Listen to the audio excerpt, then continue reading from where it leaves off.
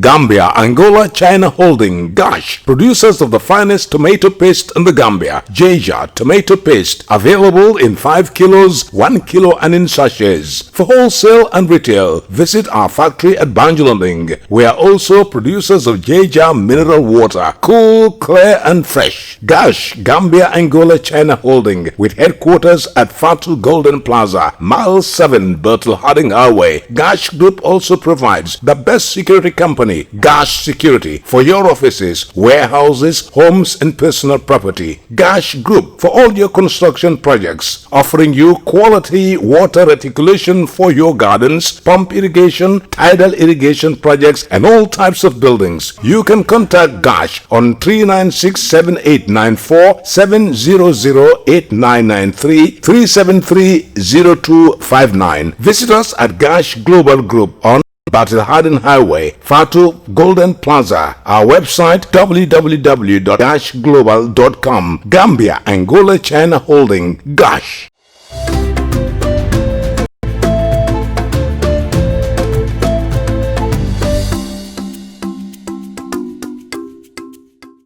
It's a warm reception to our studio here in Serekunda. This is Star TV News with me, Maymuna Jufadera. In the headlines tonight, President Barrow declares Yomul Ashura public holiday. Coronavirus is higher among Gambian men than women as 35 new cases recorded. Imam Chabu Cham urges government to consider Arabic schools and madrasas. Mai Ahmed Fati praises Lovett Jallo after she secures return of over 30 Gambian workers from Lebanon. Vendors react to safety plans to ban wrapping foods with newspapers. On the international scene, Hurricane Lara threatens as it approaches Texas, Louisiana. Brazil's President Bolsonaro lashes out at journalists. Villagers starting to worry in rural Belarus as protests grow. Well, those were the headlines, and now the news in details.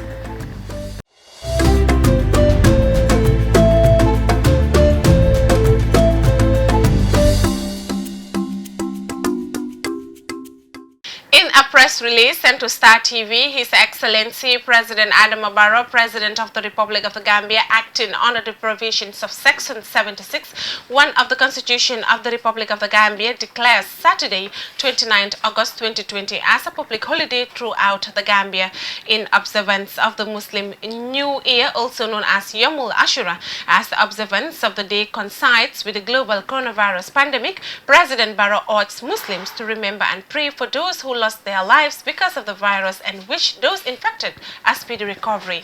As Yomul Ashura is a time for special prayers, the President also urges all to pray for peace, stability, progress and development in our country and around the globe. He also extends best wishes to all Muslims in the Gambia and abroad, in particular the COVID frontline workers in the various fields of the operation. A happy and blessed Yomul Ashura. The release ends. Coronavirus is higher among Gambian men than women, as data by the Ministry of Health have shown over 1,500 men tested positive for the disease compared to 1,136 women that tested positive for the disease, according to the latest report of the Ministry of Health. Dada Cham tells us more. The report shows coronavirus is higher among Gambians between the age of 31 and 40, as a massive 435 men in that age bracket have tested positive for COVID-19, while 289 women in the same age bracket have contracted the disease. Meanwhile, 35 new cases registered on Wednesday, 26th August, taking the total number of COVID-19 cases ever confirmed in the country to 2,743. This represents a 19.7% test positivity rate, 35 out of 178 total tests performed. The median age of the new cases is 33 years, ranged 3 to 94 years. 178 new laboratory test results received from MRCG and MPHL. Of these, 9 repeat and 10 new. Test return indeterminate. 27 new recoveries registered, bringing the cumulative number of recoveries to date to 638, 23% recovery rate. Whereas 17 people were newly taken into quarantine. 278 new discharges were made. The country currently has 31 people in quarantine, 2,012 active cases, 230 probable cases, and a crude case fatality ratio of 3.4%. The bulk of the active cases are asymptomatic and is as such self-isolating at home pending the manifestation of symptoms. However, volunteer doctors have taken it upon themselves to account for positive cases that are self-isolating at home by regularly calling and monitoring their conditions, the Ministry of Health said on Wednesday. Reporting for Star TV News, I am Lara. In an exclusive interview on Wednesday with the Secretary General of Taiba to Taiba Academy, Sheikh Omar Chebu Cham, he called on the government to consider the Islamic schools in providing relief funds, as also dilated on the closure of worshipping places. Modu Elbaji has the rest of the story. Baoninata dinoto ni albalaje ifitnoje ala min fontoliye ole mnyente ko albulole ya bara. The National Assembly has approved a supplementary budget for the Ministry of Higher Education as relief package to the ministry. However, social media reports indicate that the Islamic school teachers felt segregated by government from other educational platforms. The Director General of Taibatul Taiba Academy, Sheikh Omar Chebu Cham, said that all sectors are in need of support, especially in this pandemic. He revealed that in Islam, when such a crisis occurs, people should blame themselves for it rather than pointing fingers at each other. Apart from the Almighty, the madrasas depend heavily on fees paid by parents. These fees include the teacher's salary, feeding of the children, and more. Some of the teachers have 2 wives or more, and the Arabic schools have been closed for nearly 6 months now, which means that those who earn their livings from the fees paid by the students will find it difficult to take care of their families. Imam Cham calls on the government to consider the Islamic schools and the private sector as well, noting that helping young people, especially those on the course of studying the Quran, is a great blessing. On the issue of the closure of praying grounds, Imam Chebu cited examples from Mecca, where he indicated that those people whom we believe are the founders of Islam are adhering to the dictates of COVID-19 experts. He also appealed to the general public to abstain from politicizing the coronavirus. He said that if the mosques are closed and the markets are open, it does not mean that Muslims should stop praying. Imam Chab further declared that if the markets are closed, it will be a catastrophe because many people get their daily food needs from the market. He concluded by describing the pandemic as a wake-up call for the people towards Allah. For Star TV, I am Modu Elbaji. The leader of the Gambia Moral Congress, Mai Ahmed Fati, has joined other Gambians in applauding phenomenal Lady Lovett Jallow after her hard work paid off with the help of her organization. The Stockholm-based Gambian activist has finally secured the return of 38 Gambian migrant workers from Lebanon. Jacqueline Colley files in this report. You don't need Mr. Harris. You don't need Mr. Harris. The women who were stuck in Lebanon for 9 months will finally return home. This should be a relief to every Gambian, especially after hearing tales of what these women have been through in the hands of some demonic and cruel Arabs. Lovett Jallow has been very passionate about these women for the past 2 weeks. She had done everything humanly possible for their safe return. Her work has earned the respect of many Gambians, including Mai Fati. Fati described Jallow as a phenomenal lady and that she represents the new Gambia. To his 94,000 Facebook followers on Wednesday, Gambia, let's give a standing ovation to Lovett Jallow. Let us celebrate our own. Hip hip hip to Gal Power. This phenomenal lady, with the support of her NGO and partners, is finally bringing home 38 distressed Gambian girls, women and children from Lebanon at a cost of over $3 million. I am truly inspired by her enormous sense of empathy and compassion. I am very hopeful about our nation's future. Mai noted that he is indeed proud of Lovett's humanitarian accomplishments. He wrote, "Lovett represents the new Gambian needed to actualize the new Gambia aspiration. We are proud of your significant humanitarian accomplishments and rare commitment to human welfare. Thank you very much, Lovett. God bless the Republic of the Gambia." Many other Gambians, especially on social media, have commended Lovett for her selfless service to humanity. Lovett confirmed the great news on her Facebook timeline on Tuesday evening. She wrote, "Our women are coming home. Thank you everyone who helped. Today we received the final papers for 26 women, and tomorrow we will receive the final 10 documents from the consulate. We also found 2 extra women that wanted my help to come home, making it a total of 38 women and children being repatriated on the 4th of September 2020 via Dakar." Jacqueline Colley reporting for Star TV News. The Food Safety and Quality Authority plans to ban the act of wrapping bread with newspapers. Star TV went round to get the reaction from vendors and shopkeepers that use newspapers to wrap bread. Mariama Jabi tells us more. Newspaper bi de suñ ko bané dina metti suñu jaaykat yi parce que suñ jaayé mburu mom la ñoo jël wrap ka mburu bi. Abubakar Jata, a scientific officer at the Food Safety Quality Authority, said that the ban is expected to start in January 2021. He added that foods contaminated by newspaper ink raise serious health concern since the ink contains multiple bioactive materials with non-negative health effects. The authority has also engaged the GCCI regarding the issue, and the authority is involving business communities to start producing or importing basic materials to wrap food, he said. Jata said that their sensitization programs will enable the public as well as consumers to play their role in ensuring the food that they eat is good for consumption. He noted that before January 2021, businesses are expected to adjust the situation and condition before the ban comes into effect.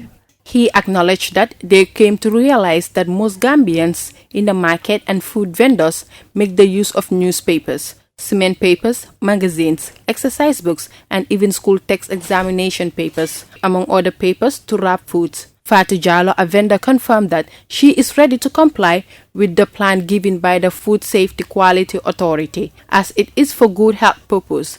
But they urge the government to introduce other alternatives. If the government fails to do so, the public will try to bring its own alternative, whereas customers will bring handkerchiefs to wrap their bread.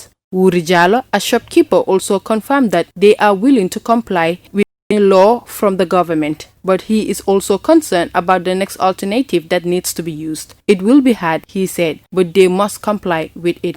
Giving an example, Wuri said that reflecting back to the banning of plastic bags in the country, it was difficult in the beginning, but people like him later realized that it is good for the health of people and environmental situation of the country. Therefore, he concluded by saying that it is important to comply with the plan, and if it is implemented, people should start finding other ways to replace the use of the newspapers or cement papers to wrap food. Reporting for Star TV News, I am Mariama Jabe. Well, those were the local stories. We will be back with the international news after the short commercial break. Please stay tuned. We'll be right back.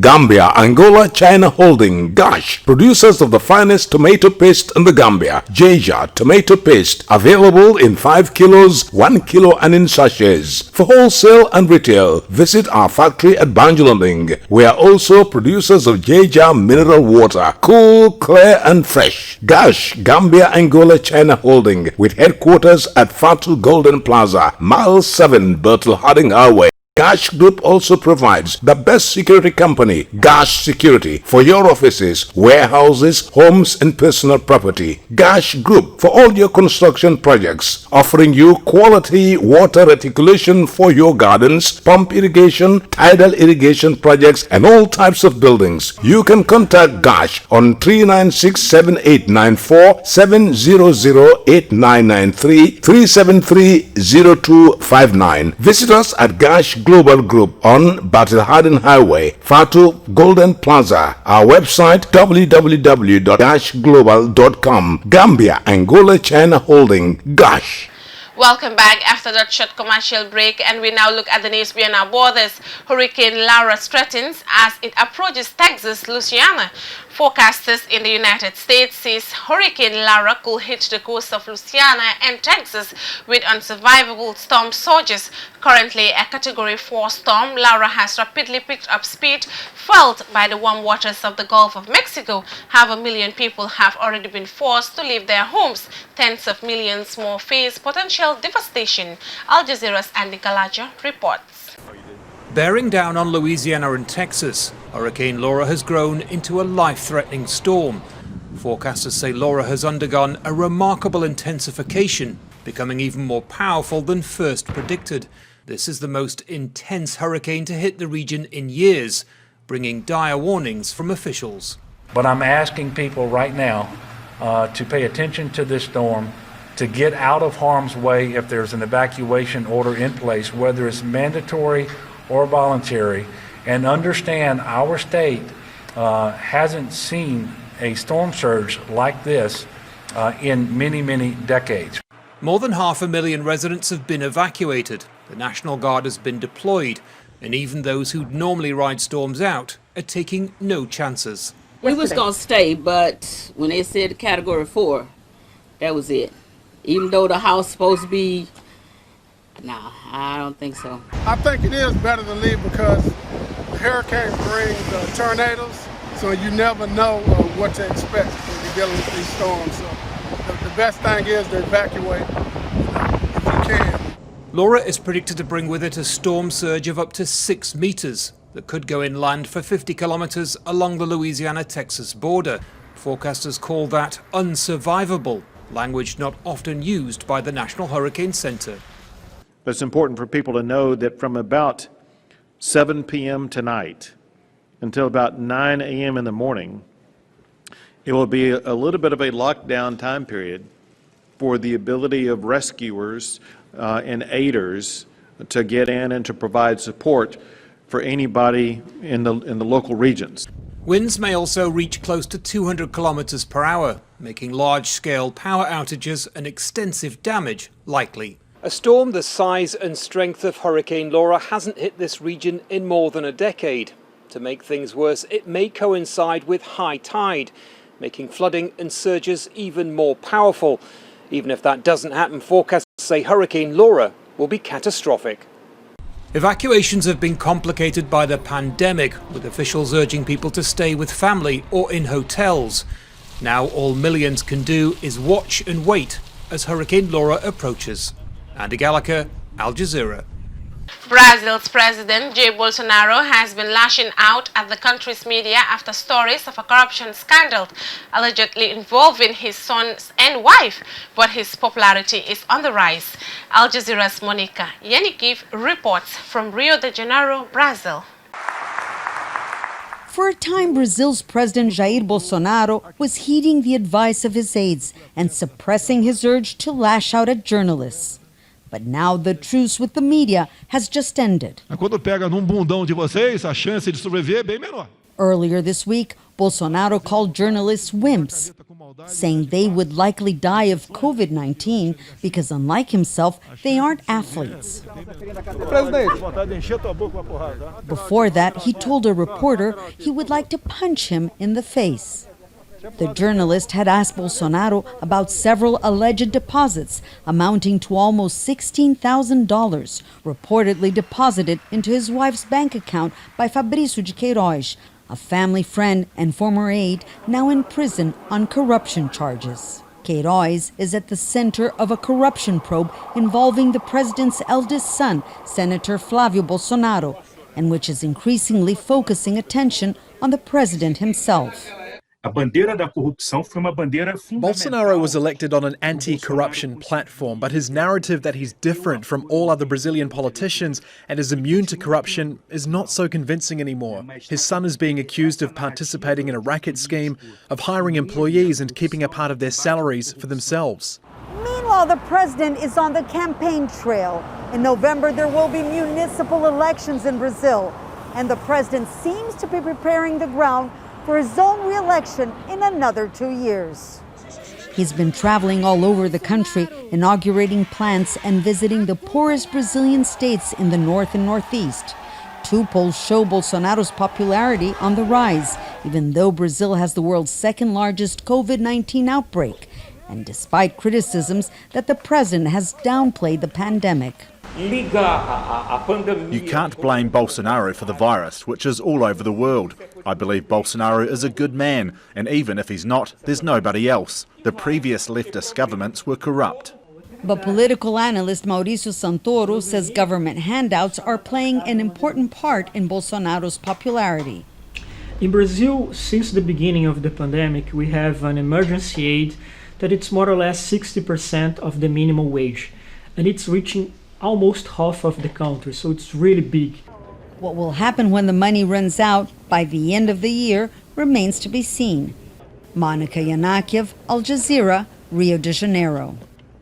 Villagers starting to worry in rural Belarus as protests grow, while demonstrations against the president draw hundreds of thousands to the streets in the cities. It is a different story in rural areas, as a former farmer President Alexander Lukashenko remains popular among people there, but support is slowly starting to wane. Villagers are reluctant to talk about the mass protests against Lukashenko, and events happening in the cities have them worried. Al Jazeera Step Version reports from Skimontovo, Belarus. Outside the capital Minsk, life seems to have been standing still. Soviet-style collective farms named kolkhozes still exist here, although they're not as prosperous as in the old days. A former kolkhoz director himself, this is President Lukashenko's heartland. Villagers are reluctant to talk about the mass protests against him. Events happening in the cities worry them. Protesters take stones from the pavement and attack policemen. Why? The time of revolutions is gone. NATO wants war. They will make profit from it. The pensioner says he gets this information from watching state television. A new person in power will not bring any changes. That will never happen. Only young people are protesting. Old people are supporting Lukashenko. I saw it on the news. Like him, many in the village have to get by on a small pension or income. Life has been difficult here, but at least it's been stable. Worried about what might come next, some say they rather stick to the devil they know, meaning Lukashenko, but even here he is losing support. Vladimir, who does not give us his full name, makes some extra money growing onions. He used to be a staunch supporter of Lukashenko, but those days are over. In the 90s, he was a necessary leader. He saved and preserved manufacturers. At the time, Belarus came up from its knees, but his successes have expired. He must understand that he isn't able to lead the country into something new. Like many in Belarus, he doesn't believe the president will go peacefully. Pictures of Lukashenko in body armor carrying a rifle during a mass rally last Sunday were widely watched here. Valery Karbelevich, who wrote a book about him, fears he's aiming for more violence. He's a person who in politics relies on strength and violence. He is firm and cruel. He uses cruel words like he wants to tear hands off, heads off. Lukashenko has more chances to win than the opposition. In case of his victory, there will be large consequences.